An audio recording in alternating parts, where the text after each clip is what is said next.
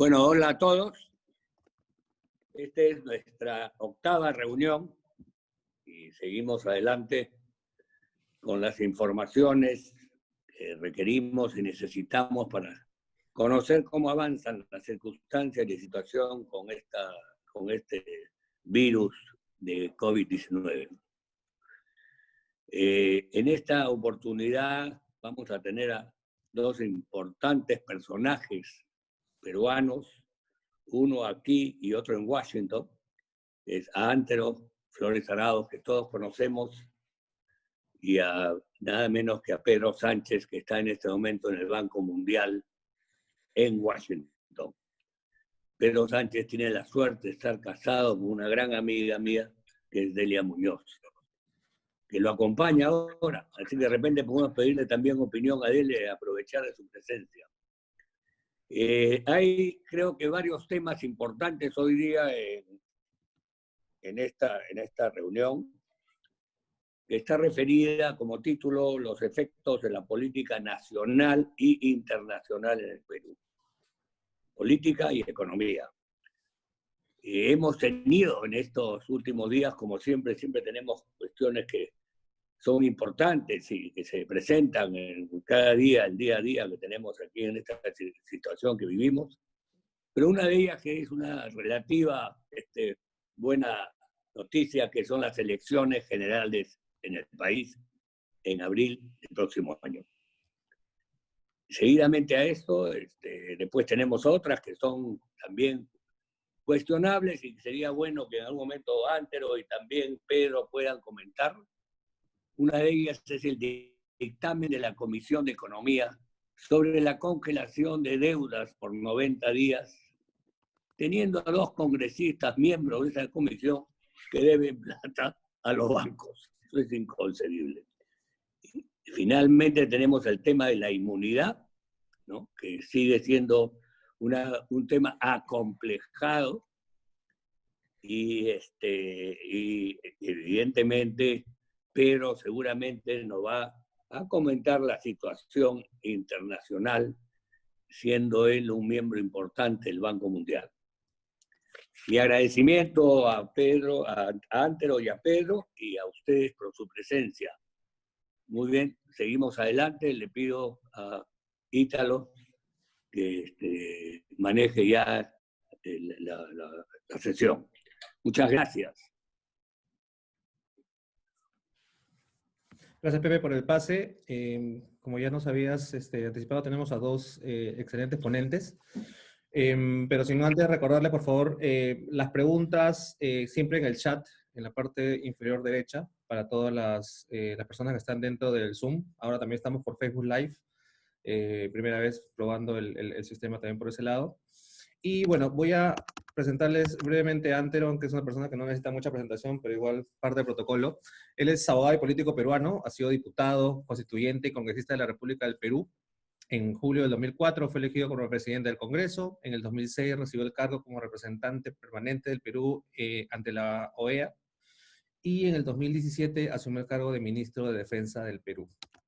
Así que sin más demoras, Antero, te cedo el micrófono. Encantado. Muy buenas noches a todos los amigos. Encantado de compartir con Pedro, excelente amigo y además somos compadres. En este tema yo quisiera referirme primero a ubicarnos en este contexto en que estamos actualmente metidos. Si bien es muy conocido por todos, pero es bueno siempre ubicarnos.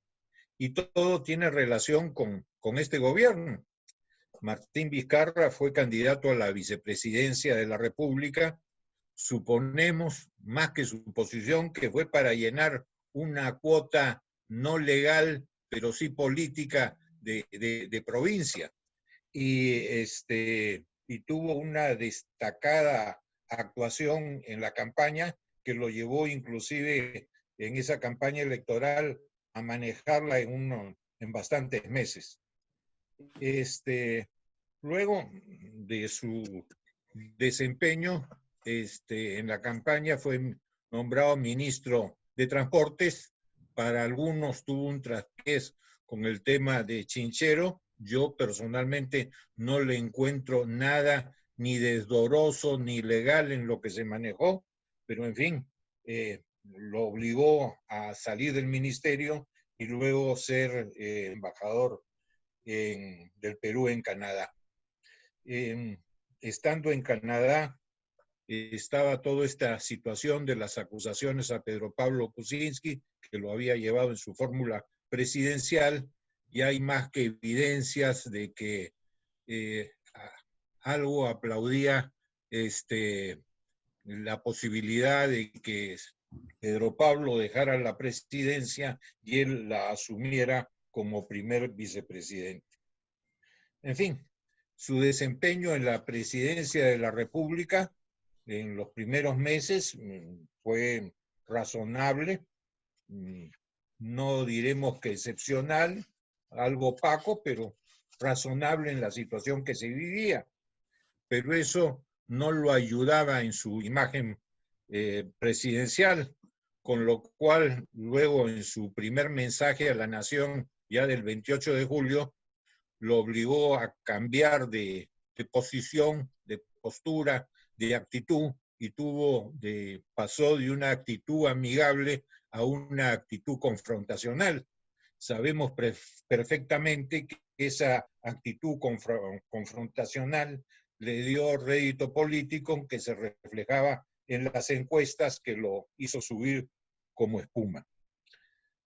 Pero como quería pasar a la historia como un vicepresidente que luego llegó a la presidencia al renunciar el titular, y no podía hacerlo con obra pública porque no hubo un buen manejo en la reconstrucción del norte y tampoco hubo nuevas obras públicas, tuvo que buscar alguna otra fórmula de buscar una presencia más notoria, y la encontró en la búsqueda de una reforma política y electoral, y nombró una comisión presidida por Fernando Tuesta, que hizo una serie de propuestas para llevar esa reforma política. Muchas de las reformas propuestas por Tuesta las hizo suyas, las presentó como proyectos al Congreso, unos proyectos legislativos, otros proyectos de cambios constitucionales. Lo cierto es que el Congreso no lo tomó muy en serio las propuestas, y él creía que sus propuestas eran úcases, pero son propuestas.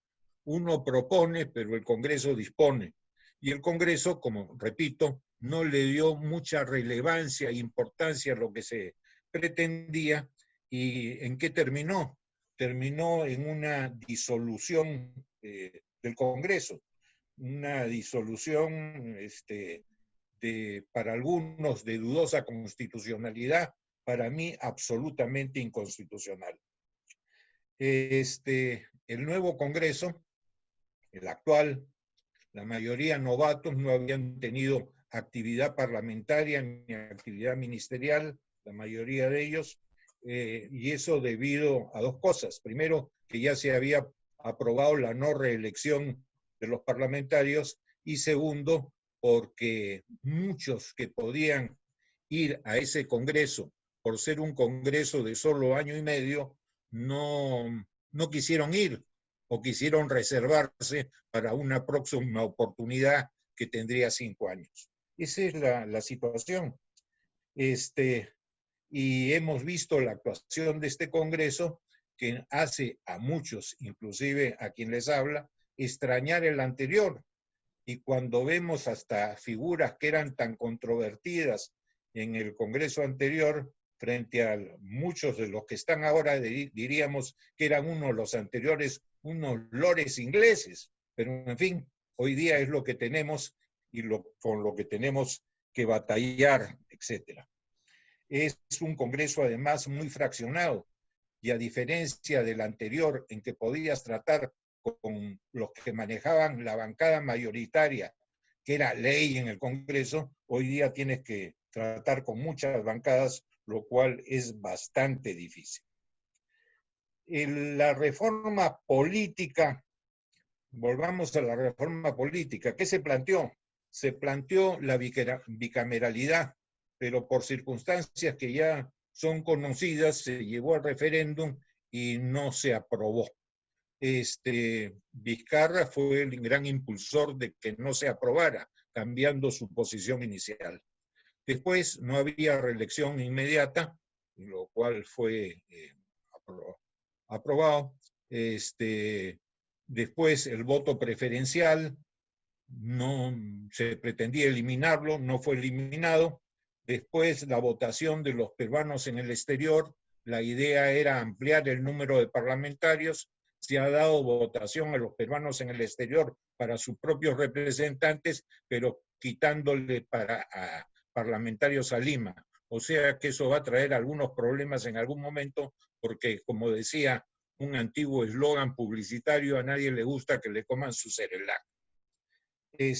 También se planteó la paridad y alternancia entre hombres y mujeres, que ha sido aprobada, pero que si no se aprueba el tema de quitarle el voto preferencial, de nada sirve esa alternancia y esa paridad de género.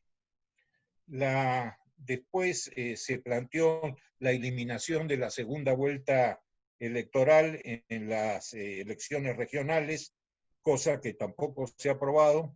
Se aprobó también, sí se aprobó la inscripción de los partidos a través de, no de adherentes como era antiguamente, sino con firma de militantes, reduciéndose el número y haciendo más potable el poder inscribir nuevas agrupaciones políticas.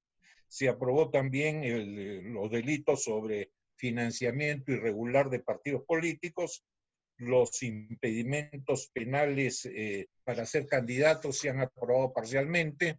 Después hubo algunas reformas electorales como la eliminación de la ley seca, el voto postal en el exterior, etcétera, el voto en hospitales y penales, pero que aún está pendiente. En los gobiernos regionales y municipales se aprobó también una mayor fiscalización, pero en parte está pendiente, parte se ha aprobada. Se pretendió también igualar los periodos de los gobiernos regionales y municipales con el periodo parlamentario y presidencial. Eso también está pendiente. Esa era la situación previa a los últimos acontecimientos, en que hubo un capricho del presidente en cuanto a la inmunidad parlamentaria, quitarla. Cuando la inmunidad es necesaria, hay tres inmunidades. Una es la inmunidad de opinión. No son responsables los parlamentarios por las opiniones que emiten. Otra es la inmunidad de arresto. Necesitan ser aprobado su arresto, que pueda disponer el Poder Judicial por el Congreso de la República, y también el procesamiento penal. Esto era muy sencillo de solucionar. ¿Por qué? Porque había un sentimiento en toda la ciudadanía de que había el otoronguismo, había una superprotección, había prácticamente una coraza que se les ponía a los parlamentarios en la forma de que llegaba la solicitud del Poder Judicial, de la Corte Suprema, para levantar la inmunidad, y simplemente la protección a los parlamentarios, ¿cuál era? Dejaban que el tema se fuera a las calendas griegas, no se resolvía nada y por lo tanto no había la autorización. Esto era sencillísimo de solucionar, bastaba disponer con un cambio constitucional muy pequeño el silencio positivo, es decir, si pasaran 30 o 60 días, que había que acotarlo, sin que el Congreso tomara la decisión de aceptar o rechazar el levantamiento de la inmunidad, se consideraba automáticamente otorgada. Y se acabó, resuelto el problema. Pero tal la insistencia del presidente y que fue aprobado el levantamiento de la inmunidad, quitar la inmunidad, con un cambio constitucional que se podía hacer en 2 legislaturas sucesivas con votación calificada encima de 87 votos o con aprobación simple, por mayoría simple, seguida de un referéndum. Como no se llegó a la votación calificada, se requería un referéndum. Y el presidente habló de ese referéndum, pero sin precisar que era el constitucional que decía la Constitución para lograr una confirmación de una votación no calificada, pero él no quiso, daría la impresión, de precisar qué referéndum se trataba. El Congreso fue presionado para que rectificara y se rectificó, pero se rectificó tan mal que ante el capricho presidencial aplicó la revancha, pero la revancha fue tremenda. Al capricho presidencial le sumó esta revancha tan mal hecha que el Congreso, al quitarse ellos la inmunidad, fueron a un extremo tal que, sin darse cuenta, creo yo, se quitaron también la inmunidad de opinión fuera de los actos parlamentarios. Acotaron que la inmunidad de opinión que se mantenía era para los temas parlamentarios, para la representación, para la fiscalización, para la normatividad, para el control político, pero no para lo demás. Con lo cual, si un parlamentario salía a decir una barbaridad en televisión que a alguien le fuera hostil o se sintiera perjudicado, agraviado, injuriado, difamado, podía iniciar la querella correspondiente. O sea, hicieron hasta la revancha, la hicieron mal. Tanto es así que quitaron también el antejuicio al defensor del pueblo, se lo quitaron también a los miembros del Tribunal Constitucional, y con lo cual lograron que las altas autoridades del país hicieran cuerpo común con el presidente de la República. Felizmente se buscó una reunión de este Consejo de Estado y las cosas estarían llegando a buen puerto aparentemente frente a la promesa del Congreso de buscar alguna solución para todas estas cosas, que ojalá se logre hacer. Pero lo cierto es que por el afán revanchista se lograron hacer hasta el harakiri. Y han perdido todos. Lo que debió ser un juego de gana-gana se ha convertido en un juego de pierde-pierde. Ahora bien, en ese juego de pierde-pierde también pusieron una cosa que es tremenda. Ampliaron los delitos por los que el presidente de la República pudiera ser procesado durante el mandato presidencial. Antes solamente era por traición a la patria, impedir las elecciones, impedir que el Jurado Nacional de Elecciones se reúna. Ahora también han agregado delitos contra la administración pública. ¿Y saben cuántos son esos delitos? Más de 50. Todo esto, además, ha generado una situación de gran incertidumbre y además de la pandemia y de las consecuencias que las conocemos, estamos viendo que estamos adicionalmente con un Congreso que no solamente son novatos, sino son sumamente populacheros, toman actitudes populistas, seguramente pensando en las elecciones del 2021. Si bien no hay la reelección, por lo menos así lo entiendo, pero eso les podría ser beneficioso para sus agrupaciones políticas, esos populismos. Y se han ido a cosas tan absurdas como la suspensión de los peajes, el tema de las pensiones de los colegios, los tengo apuntados, el transporte en los colectivos, las pensiones, tocar las pensiones de las AFPs, y ahora también quieren la Oficina de Normalización Provisional, o sea, el sistema pensionario del Estado. Han querido también servicio militar para los que incumplieran las fórmulas de aislamiento en la cuarentena para la gente joven, como si el servicio militar pues fuera una punición.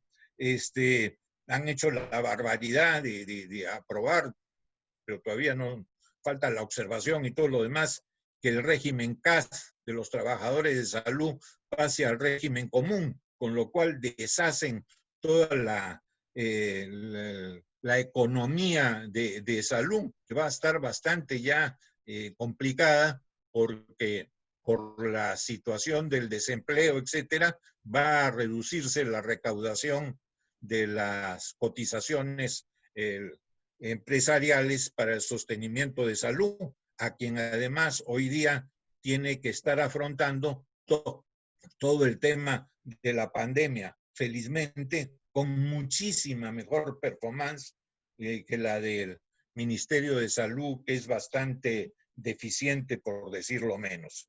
También han querido en estos temas populistas que la gente que podía salir de la actividad pública a la actividad privada y del mismo sector en que habían estado en la actividad pública, no pudieran hacerlo en 10 años, con lo cual le quitan la posibilidad de que mucha gente del sector privado que pudiera dar su concurso temporal en el sistema público se abstenga de hacerlo.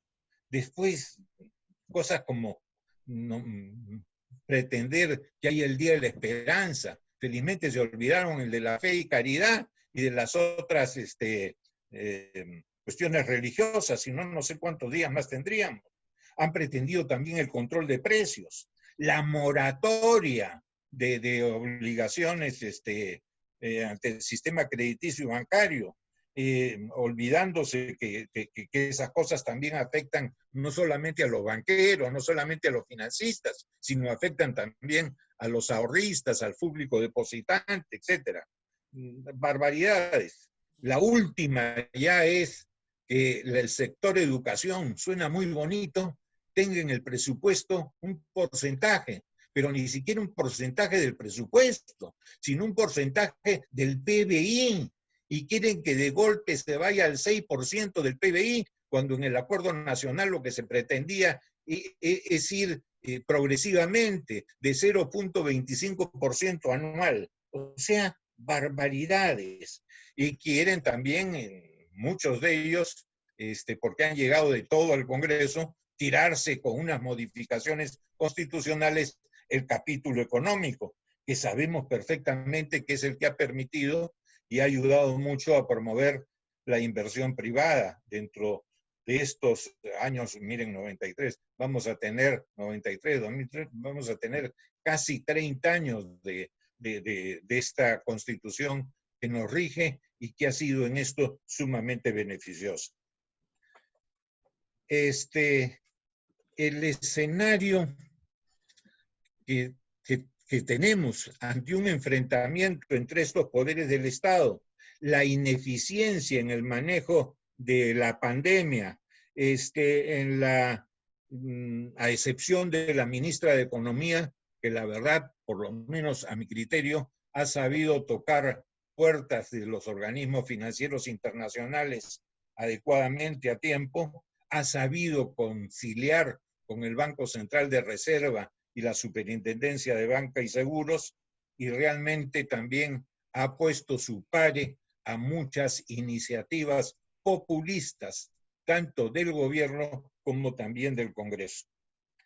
Pero también nos encontramos dentro de este escenario de un Congreso de la naturaleza que le hemos dicho y de un Consejo de Ministros de gente que, salvo pocas excepciones, no dan talla y parecerían una reunión de la PCM con los directores ministeriales y no un Consejo de Ministros. Más aún, el presidente se presenta y los tienen de teloneros en lugar de estar trabajando en sus despachos. Bueno, todo esto nos lleva a presagiar consecuencias. Una, sabíamos que podía llegar una recesión, pero no tan grande como la que estamos afrontando. Sabíamos que podía haber pérdida de empleos, pero no en esta cantidad millonaria que estamos viendo. Sabíamos que habría dificultades para la recuperación, pero los que más ponen dificultades es el propio gobierno, con protocolos impracticables, con tramitología exageradísima, y en fin, daría la impresión te autorizo a que reanudes, pero te pongo todas estas cortapisas en el lado de los trámites. Y esto evidentemente también corre a la inversión. Como conclusión, creo yo que debíamos dejar los cambios constitucionales para más adelante. No hay un ambiente con todo lo que estamos viviendo para hacer cambios, ni de maquillaje, ni cosméticos, ni profundos. Creo que también se requiere cambios de ministros. Yo al principio de la pandemia estaba en la línea de que no podías cambiar de caballo cuando cruzabas el río, pero ante la ineficacia, ineficiencia, falta de actitud, falta de buenas decisiones y también de buena performance, creo que es indispensable cambiar, comenzando por el presidente del Consejo de Ministros, el famoso ingeniero Ceballos. Hay que buscar también alternativas, y esto es importantísimo para el 2021. Yo soy consciente que es difícil que la gente de buen nivel moral, de buen nivel político, de buen nivel económico, de buen nivel académico, de buen desarrollo profesional y de exitoso en la vida, vaya a querer ir a cargos públicos, sea del Congreso, sea del Poder Ejecutivo, cuando te dan una amnistía tributaria, pero los que están en política no pueden ingresar. La unidad de inteligencia financiera te pone como gente que está expuesta políticamente. Cuando si algún familiar tiene una empresita, por lo menos una imprenta, y le quiere vender pues unos formularios continuos, no sé si todavía se seguirán por ahí en el resto del país utilizándose, y a la municipalidad de Chumbivilcas, pero tú eres ministro de Energía y Minas, no tienes nada que ver con Chumbivilcas, pero no puedes contratar. Entonces, son todas estas cosas que te quitan las ganas a los que podrían ser buenos funcionarios de ingresar en la carrera pública o en la carrera política. Y más si les quitas también a los ministros el antejuicio. Entonces estarías expuestos permanentemente, porque servirían las acciones judiciales, sea de delitos contra el honor, como la difamación, la injuria, la calumnia, o delitos como abuso de autoridad o cualquier otro que te puedan inventar para querer o pretender que cambies de opinión, que cambies un dictamen, que cambies una propuesta o que hagas lo que quisiera algún privado impresentable que pudieras hacer. Entonces, creo que tenemos que hacer lo necesario, la gente que quiere bien a su país, la gente que quiere que siga el desarrollo, la gente que quiere que podamos continuar estos 30 años de buena direccionalidad económica, tenemos que hacer algo para que los que no quieren nada de esto no lleguen a ser gobierno. Tenemos que unirnos. Y los empresarios, seguramente que nos están escuchando, tienen mucho que ver con ello. ¿Por qué? Porque tienen la bolsa. Y cuando hay la bolsa, se puede ser muy exigentes y siempre se pueden buscar los mecanismos correspondientes. Miren ustedes, depende mucho de nosotros y de lo que podamos hacer, pese a todo este ambiente nocivo, este ambiente virulento en que vivimos, pero podemos buscar cómo nos unimos para que los indeseables no lleguen. Y para recordar también lo último a Platón. Y tengo acá la frase que encontré el otro día. El precio de desinteresarse en la política es el ser gobernado por los peores hombres. Tratemos de evitarlo. Gracias, amigos. Gracias, Antero, por las palabras. Qué buena frase la última, realmente. Nos tenemos que involucrar más, creo, en ese Así sentido. es. Así que, Ese es el llamado. es claro, es la idea, me pareció genial. Ahora, nuevamente recordarles, recuerden las preguntas, también háganlas en el chat, tanto del Zoom o del Facebook Live, los que están viéndolo por ahí. Y ahora les voy a presentar a... Se me acaba de ir la... Don Pedro Sánchez Gamarra. No, se me fue el Zoom, perdón. Pedro es un ingeniero electricista y político peruano. Es experto internacional en regulación y promoción de la energía. Fue ministro de Energía y Minas de Perú entre el 2008 y el 2011 y actualmente es funcionario del Banco Mundial en Washington. Ahora sí, Pedro, te doy audio. Creo que estás sin audio ahorita. Dame un segundito.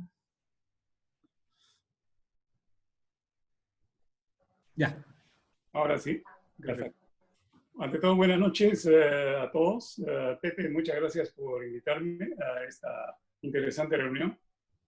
Veo ahí a mi amiga Aida Mésaga, a quien saludo después de muchos días. Y bueno, después de escuchar a Antero, todo nos haría indicar que prácticamente la pandemia se acabó en el Perú y que ahora estamos más bien enfrancados en un tema de discusión política. Porque en lugar de estarse dedicando probablemente a atender mejor la pandemia o ir preparando los paquetes de estímulo, las obras que tienen que hacer para cuando la pandemia concluya, esa energía se da, como con pena vemos que se va utilizando para otros fines que no son trascendentes, como lo acaba de señalar tan brillantemente. Bueno, yo esta noche, a pesar desde la invitación de Pepe, estuve pensando qué les podría decir, así que saliendo de un poco de mi campo, que es básicamente energía, voy a ponerme el sombrero de político internacional, que es otra cosa que estudié en un tiempo. Y les voy a hablar un poco del contexto, qué está pasando en el mundo gracias a la pandemia, y cómo lo afectaría al Perú. Obviamente no voy a poder hacer un análisis tan detallado, sino que he escogido solo un tema que creo que va a ir a sumar a la discusión que ya tenemos ahora, a la serie de retos que se presentan para nuestro país. Este es un elemento adicional. Así que mi presentación no va a ser muy larga, incluso tengo algo escrito. Las crisis importantes, obviamente, también tienen consecuencias importantes. La Gran Depresión estimuló el nacionalismo, el nazismo. La Segunda Guerra Mundial vino el New Deal y el surgimiento de los Estados Unidos como una potencia global. Y subsecuentemente la descolonización, particularmente de África y parte de Asia. En el caso del 11 de septiembre también tuvo algunos efectos. Intervenciones estadounidenses fallidas que hasta ahora que no se puede salir. Surgimiento de Irán y el radicalismo islámico. La crisis financiera de 2008, aumento del populismo, anti-establishment y reemplazó a los líderes de todo el mundo.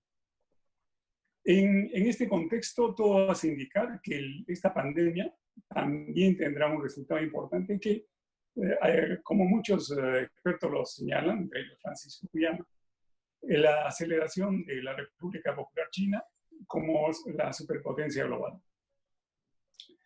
Empezando por la epidemia, una primera característica de esta pandemia en términos de salud es todavía un proceso en curso que, si bien se han logrado algunos avances, no está controlada.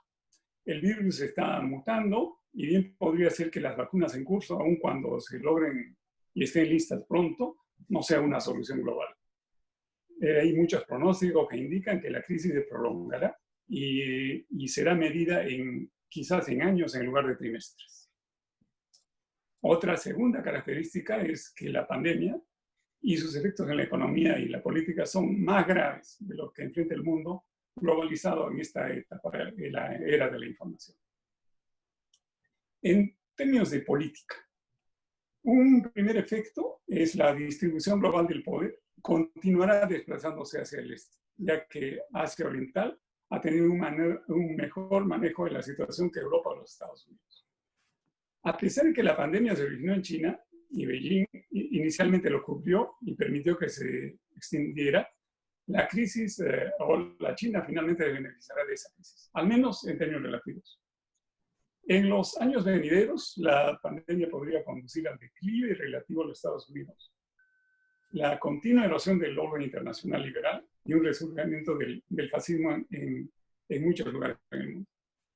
Desafortunadamente, a menos las tendencias anuales cambien dramáticamente, el pronóstico general es bastante sombrío. Algunos países lo han hecho mejor que otros, independientemente de tratarse de democracias o ser autocracias. En todo caso, los factores clave que se identifican en la lucha contra la pandemia es la capacidad del Estado, la confianza social y el liderazgo. Países con estados disfuncionales, sociedades polarizadas o liderazgo pobre les ha ido mal, dejando pues a sus ciudadanos y economías expuestos y vulnerables. En el caso del Perú creo que fallamos en los tres factores. Teníamos una economía con recursos, pero un Estado incapaz de dar los programas siquiera los básicos, ¿no? Creo que es como se podría graficar el impacto de la crisis en el país. En economía, en términos económicos, la mayoría de los países, salvo la China, van a decrecer. Continuando con esta tendencia, en la próxima década, la China va a superar a Estados Unidos en Producto Bruto, aun cuando en per cápita todavía es un sexto. Esto significa que China va a seguir consolidando su capacidad económica, eso que Nay llama el hard power, y no solo el hard power, sino que también, como lo vimos actuando últimamente, también va a consolidar aquello que es el soft power, que es la diplomacia y la manera como actúa el Estado y sus empresas, ¿no? A nivel de los países, organizaciones internacionales. Y es muy patético el tema de la OMS, donde contribuye anualmente con 40 millones y maneja muchísimo mejor que Estados Unidos, que contribuye con 500. En el tema de la economía, los efectos de la pandemia se van tornando más sombríos cada vez. En abril, el FMI pronosticaba un decrecimiento de la economía global en 3% en el 2020. En su pronóstico revisado a junio, el decrecimiento ya es de menos 4.9. En el pronóstico de crecimiento 2021 también se reduce de 5.8 a 5.4. Esto obviamente es preocupante. En Estados Unidos y la zona euro, los estimados a junio eran de menos 8 y menos 10.2%. En tanto que el crecimiento de China va a ser de 1%.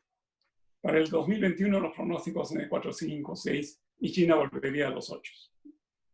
En el caso del Perú, igual que en muchos países emergentes, el decrecimiento estimado a junio es superior al 10%, comparado con el 4.5 que era arriba. Así que en la medida en que el proceso continúa, el proceso avanza y se obtiene más información para los modelos, se va pintando el panorama un poco más complicado. Otro efecto es que las economías se vienen abriendo lenta y tentativamente, porque a medida que se abre, también vuelven las oleadas posteriores. Y como se ha venido dando en Estados Unidos, hay varios estados que ya estaban abriendo, ahora tienen que volver. Y entonces el COVID a corto plazo todavía va a seguir generando problemas. Déficit fiscal, incremento de endeudamiento, en el caso del Perú, podría llevarnos a perder el grado de inversión y eso encarecería el crédito. Y algo mucho más importante, la autonomía, ¿no? Una de las cosas que se da en el caso del Perú es que gracias a esta solidez financiera no dependíamos de los organismos internacionales porque era mucho más simple lanzar un bono, en 2 o 3 meses se podía obtener los recursos con tasas mucho más competitivas. Ahora podríamos volver a una situación un poco más complicada. En términos de comercio, también hay una afectación a la economía global y en general los fracasos comerciales y la devastación de algunas industrias como son los centros comerciales, cadenas minoristas, turismo, y el incremento de la concentración de mercado de lo que serían las empresas tecnológicas. Por ejemplo, Amazon ha logrado una capitalización de 3 trillones hace unos días. Y el peligro es que esto terminen siendo monopolios. Las medidas de bloqueo de COVID, ¿no?, han afectado al comercio. Los volúmenes estimados son de menos 3% al primer trimestre y una caída del 18.5% para el segundo trimestre. Cosa gravísima. Y en este rubro, recordemos, la China tiene igualmente un liderazgo ya notable. El 16% de las exportaciones a USA con un balance comercial favorable. Igualmente, en el caso del Perú, este creo que es mi tema más interesante. El Perú, China es el primer socio comercial del Perú y hoy día el monto de exportaciones son de 13.2 mil millones de dólares en el 2019, que representa el 29% de nuestras exportaciones. Tenemos un tratado de libre comercio que entró en vigor en el 2010, además de una asociación estratégica que se suscribió en 2013, que nos pone en una situación de un socio comercial bastante grande y que por eso podría tener mucha influencia en nuestras decisiones comerciales. Flujo de inversiones. En general, también se espera una disminución del flujo de inversión, principalmente a los países, a los mercados emergentes. En el caso del Perú, la China alcanzó ya una inversión de 30.000 millones de dólares. Cifra que solo es superada en la región por Brasil. El incremento de la inversión china en el Perú es ya muy importante en minería y en energía. En China es un socio muy importante para la economía. En el 2018 sus empresas produjeron el 25% del cobre, el 100% del hierro y el 35% del petróleo. En minería es el segundo inversor minero que tiene una cartera más o menos de 12.000 millones de dólares. Y en energía, con las adquisiciones de Chaquia, la construcción de Sangabán 3 y la adquisición de Luz del Sur, va a tener una participación muy importante en el sector de electricidad. Y aquí un ejemplo de cómo actúa China en estos términos empresariales. En el caso de las Bambas, cuando Strata en el 2012 adquirió ese proyecto, el gobierno chino le dijo que él estaba exportando un volumen que era demasiado para sus intereses y le dijo que tiene que vender un proyecto que representaba cierto volumen. Entonces eligieron Bambas y prácticamente lo obligaron a vender para continuarle comprando. En consecuencia, si puede manejar esos conglomerados globales, la influencia que puede llegar a tener en países como los nuestros, países de economías emergentes, es una cosa bastante seria.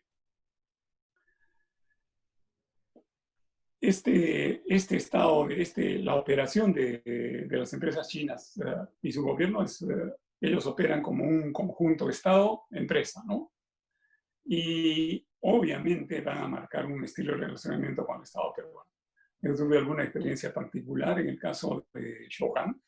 Bueno, nosotros normalmente pensamos que Shougang era una empresa china bastante menor, pero ante un diferendo que tuvimos para tratar de instalar una empresa petroquímica en la zona de Marcona, el diferendo terminó con una llamada del presidente chino. Entonces, la manera como actúan esas empresas es pues diferente como actúan las otras empresas transnacionales. En el tema ambiental, social y ambiental, una epidemia persistente combinada con pérdida de empleos, recesión prolongada y una carga de deuda sin precedentes, inevitablemente creará tensiones que se convertirán en una reacción política, pero como las que ya se viene dando en el caso del Perú. Otro tema en cuanto al tema ambiental y social, siempre la Defensoría desde hace mucho tiempo reporta alrededor de 200 conflictos, particularmente ambientales y sociales, en los cuales tenemos siempre involucradas a las empresas chinas, ¿no? Sijin en Chinalco, Bambas y Shougang. Entonces, a manera de conclusión, los efectos de la pandemia en el Perú, además de los conocidos respecto a la salud, al tema al decrecimiento de la economía, a la ralentización del crecimiento de la economía, etc., van a tener este componente de la creciente influencia de la inversión china que viene acompañada de su influencia global. Eso es lo que tenía para ustedes. Espero que en la fase de preguntas podamos elaborar algunos puntos que resulten de interés. Muchas gracias. Perfecto, Pedro, muchas gracias. Ahora sí nos toca la sección de preguntas. Y esta primera pregunta es para Antero. A ver, Antero, te pongo de una vez ahorita. Te la leo. En las últimas semanas ha habido muchas acusaciones contra el sector privado, pero nadie de los privados ha salido a hablar a favor del empresariado. ¿Hay posibilidades de unir esfuerzos? ¿Falta liderazgo? ¿Hay temor de enfrentar al poder político? Yo creo que lo que falta no es liderazgo, lo que falta es un poco de mayor, ¿qué te puedo decir? Mayor presencia sin temores.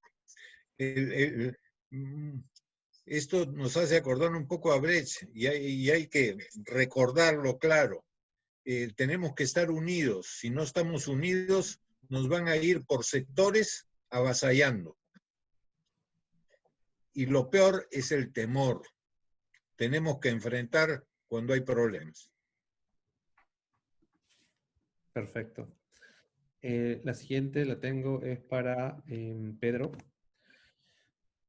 Pedro, ¿cómo se le está viendo al Perú desde el punto de vista del Banco Mundial? En general, el Banco Mundial tiene operaciones muy reducidas en el Perú. Por ejemplo, no tenemos operaciones en energía. Normalmente solo opera en salud, en algunos proyectos de transporte.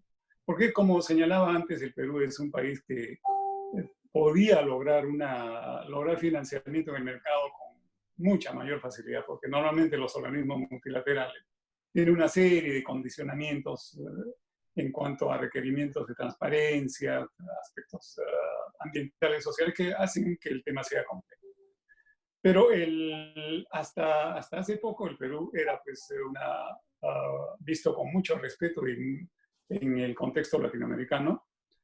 Yo todavía confío que en la medida en que el país salga un poco adelante, la crisis se contenga, podamos retomar el camino del crecimiento y el desarrollo. Eso creo que es algo que no va a venir solo, sino que, como señala antes, necesitamos mucha presencia de todos los sectores. En esto yo quisiera quizá añadir solamente a lo que dijo Antero, que el tema del lavallato ha afectado muchísimo a la política. Tanto que los inversionistas, a muchos banqueros, inversionistas, ahora creo que lo pensarían 100 veces antes de hacer una contribución a una campaña política. Entonces, pero no nos podemos quedar pues en eso. No, creo que habrá que buscar distintas maneras que permitan hacer una participación mucho más coherente en este proceso. Perfecto. Gracias, Pedro. Ahora, la siguiente pregunta es para Antero.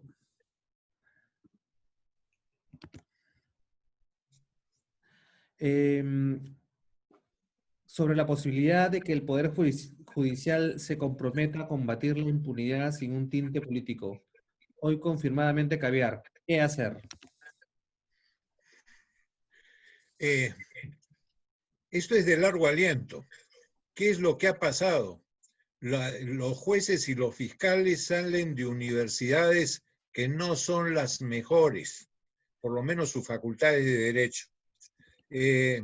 Son de universidades que se han dedicado sobre todo a formar gente no para administrar justicia, sino para litigar, y han dejado otros aspectos del derecho para universidades muy selectas que no le han dado la importancia, insisto, a lo judicial. Por eso hay que hacer que las universidades de prestigio le den importancia a la formación para futuros magistrados. Insisto, largo aliento. Ah, su madre. Perfecto. Ahora, tengo una más para... Aunque creo... Antes, te voy a aprovechar que todavía te tengo ahí. Voy a hacer una que creo que va a ser cortita. También me acaba de llegar. ¿Cómo nos podemos unir? Casi siempre todos han ido por su lado. ¿Qué propones y con quiénes? Creo que es referida a la pregunta anterior. Bueno, hay que unirse los que pensamos igual. No nos olvidemos que el centro político en el Perú está tuburizado cuando podría estar junto. Y los que podrían juntarlo, sobre todo, son los sectores empresariales que podían exigir. No se trata de solo ayudas económicas y la bolsa en las campañas. Se trata también de ser los grandes anunciantes. Y los grandes anunciantes que tienen relación con las gerencias de los medios, los directores de los medios van muy de la mano con las gerencias de los medios. En consecuencia, te doy presencia si realmente estás en el sistema, ¿no? Por ahí va. Perfecto. Esa acá es para Pedro. Esto te la envía Carlos Penny. Estoy asesorando a un grupo alemán y peruano que desea desarrollar en forma coordinada con las autoridades peruanas, especialmente la Marina de Guerra, para desarrollar el puerto de Marcona. ¿Nos puedes dar tu visión del futuro del puerto de Marcona para poder embarcar minerales y otros productos a través de dicha infraestructura? ¿Nos puedes explicar cuál fue la oposición de China frente a una planta petroquímica? ¿Qué pasó? Cuéntanos. El puerto de Marcona era uno que está estratégicamente ubicado. Tiene un acceso de vías a los principales proyectos de minería de la región. Creo que es un punto muy positivo y favorable para desarrollar. En el tema de la petroquímica, era un tema referido al uso superficial que adquirió Shogan con la privatización. Y obviamente para desarrollar la petroquímica se tenía que asignar, entregarle a ese concesionario un terreno. Entonces eso generó cierto diferendo, pero que finalmente se resolvió y que lamentablemente con la entrada del shale gas, todas nuestras opciones de petroquímica quedaron en el olvido. No fue entonces un tema que fuera oportunidad. Sí, fue el proceso, pero que finalmente se resolvió y que no avanzó por otras razones. Perfecto. Antero, tengo una más para ti. Muy bien. A ver, con la convocatoria se inicia la campaña y la confrontación entre el presidente y el Congreso pasa a segundo plano. Probablemente los candidatos sean personalidades ajenas a la partidocracia. Por favor, comentar. Bueno, yo no creo que la campaña se vaya a iniciar con esta convocatoria. Esta convocatoria podía hacerse o al principio o al final, y había en el interregno algunos meses. Se ha hecho al principio como una jugada política, pero no para que se inicie la campaña. Realmente la prevalencia de la realidad, la lucha contra la pandemia, la recuperación económica, la falta de empleo, etcétera, hace que esta campaña, si se da, se vaya a dar en los meses de enero, febrero y marzo. Perfecto. Acá hay una que me está también, justo para ti también. ¿Qué hacemos con el efecto José Domingo Pérez? ¿Cómo? ¿Qué hacemos con el efecto José Domingo Pérez? Bueno, tiene sus efectos buenos y tiene sus efectos malos. El bueno es que por fin se dedican a combatir la corrupción, y el malo es los excesos que han habido en las prisiones preventivas. Lo ideal sería tener magistrados, tanto del Ministerio Público como del Poder Judicial, no solamente comprometidos con la lucha contra la corrupción, sino que tuvieran, ¿qué te puedo decir? Una presencia psicológica no virulenta. Perfecto. Tengo una más para Pedro y de ahí yo sé que Pepe quiere también hacer preguntas. Pedro, esta justamente me acaba de llegar ahorita y me dice, ¿es posible poner a Conga otra vez? Perdón, que otra vez, me acaban de comentar. Otra vez en la mesa para considerarlo. Hoy necesitamos inversión y el oro está subiendo. Bueno, una de las cosas que hicimos en el año 2010, octubre de 2010, después de haber trabajado muchísimo, aprobamos el estudio de impacto ambiental de Conga. Y lo que yo le hablaba a la gente, a los que manejaban Conga en su momento, era arranca y para julio que te encuentren con 10.000 trabajadores en la mina. Lamentablemente eso no se dio y bueno, pasó lo que conocemos. Y creo que el tema todavía sí se puede relanzar, sí se va a relanzar probablemente, pero no va a ser de inmediato. Hay un tema de esta señora que han mitificado en un tema social, ambiental, y lo otro es que también los inversionistas no siempre responden a tiempo. Recordemos que Yadeco, por ejemplo, se tenía una autorización, licencia, eso que llaman licencia social, etcétera. Y en el momento en que estaba, la empresa dijo que había invertido en otro país y que eso no estaba en su plan de inversiones y invirtió mucho después. Así que creo que todos esos elementos se necesitan para que el proyecto pueda caminar. Perfecto. Pepe, te voy a poner en eso para tus preguntas. Dame un segundo, ya estás, listo. ¿Ya estoy? Sí, ya estás. ¿Me escuchas? Así es. Muy bien. Bueno, primero agradecerles muy buenas y interesantes exposiciones. Tengo dos preguntas, una para cada uno, y voy a hacerla primero para mi amigo Pedro, que está en Washington, y que creo que tiene una visión importante internacional sobre el contexto económico del mundo. Entre ellos el tema que ha mencionado, que es el tema de los chinos. Los chinos en este país lo han mencionado con mucha claridad desde la inversión en diferentes áreas del país. Las áreas prioritarias y fundamentales, que es la minería y la parte de hidrocarburos y muchas otras también, que creo que los chinos están metiéndose muy fuerte en Latinoamérica y en el Perú prioritariamente. ¿Qué implica esto? Implica una preocupación personal de que no se dé facilidades a las compañías diferentes. Yo no tengo nada contra los chinos, por si acaso, pero a compañías distintas y diferentes, como pueden ser Southern en Tía María, como puede ser Conga, y otras inversiones que son fundamentales en el país, prioritarias, que hoy día harían que este país se convierta en un país que pueda realmente enfrentar los resultados de una pandemia como la que hemos tenido.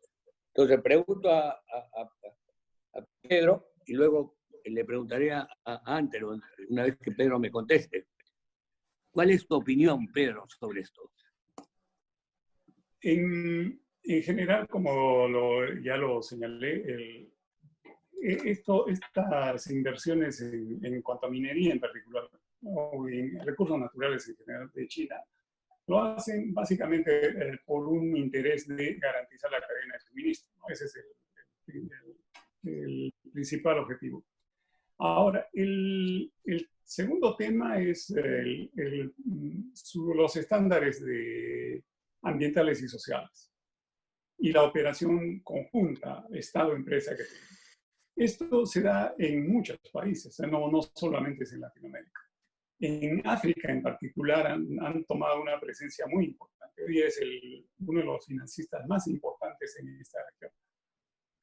Y entonces, en el caso nuestro, han tomado participación muy seria en algunos proyectos mineros.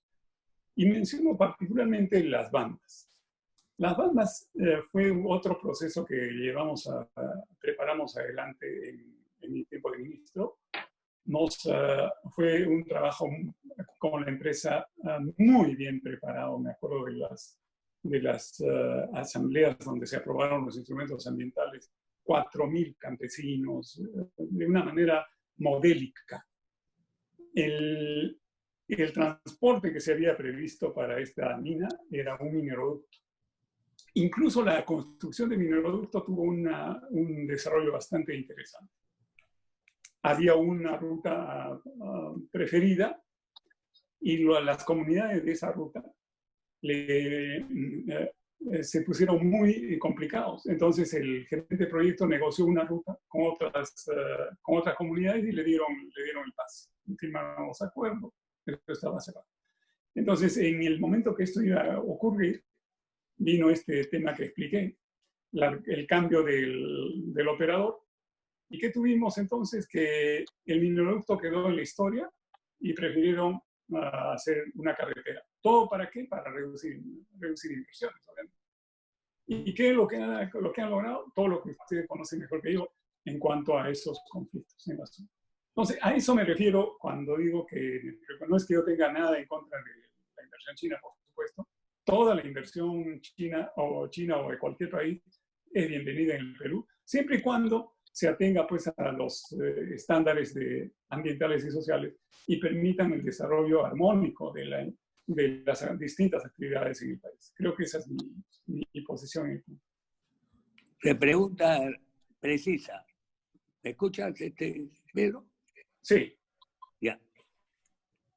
¿Qué pasó con Conga y Tía María? ¿Por qué las facilidades a otros países de inversión, como es el caso de China? Que mi preocupación con China se basa en la posibilidad de una injerencia no actual, pero posible, política también.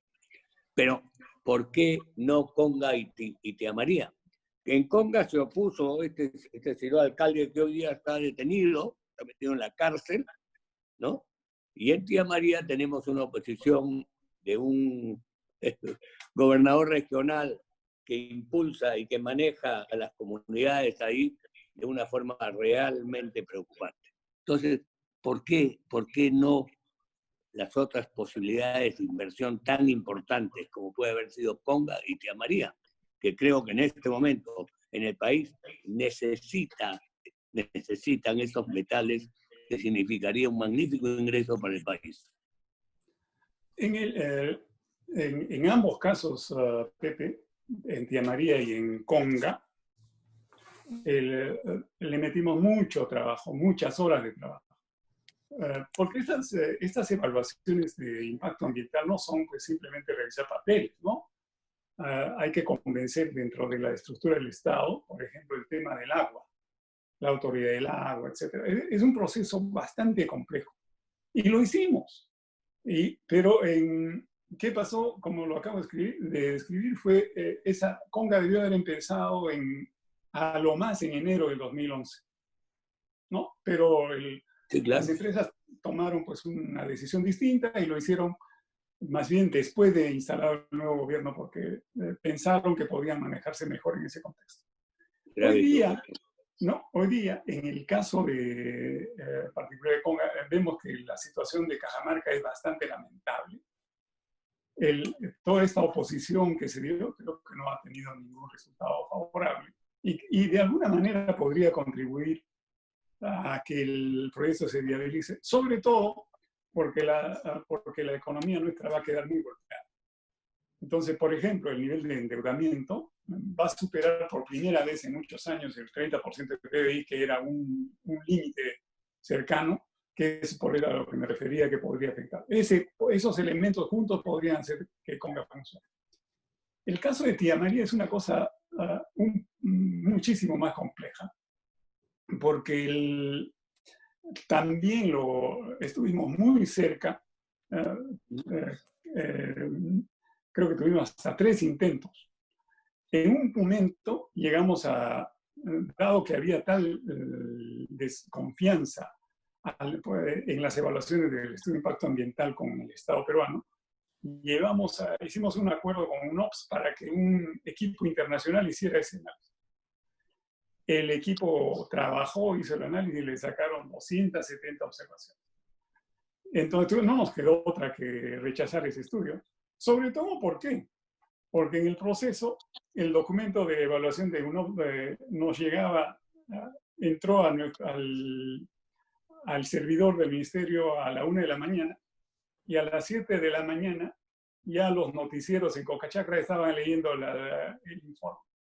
Entonces, el panorama era muy, muy complicado.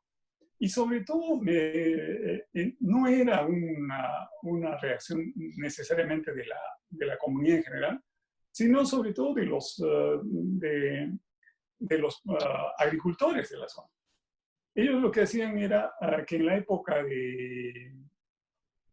en que se intentaba hacer algún avance, mandaban a sus peones a protestar, porque así era como funcionaba, ¿no?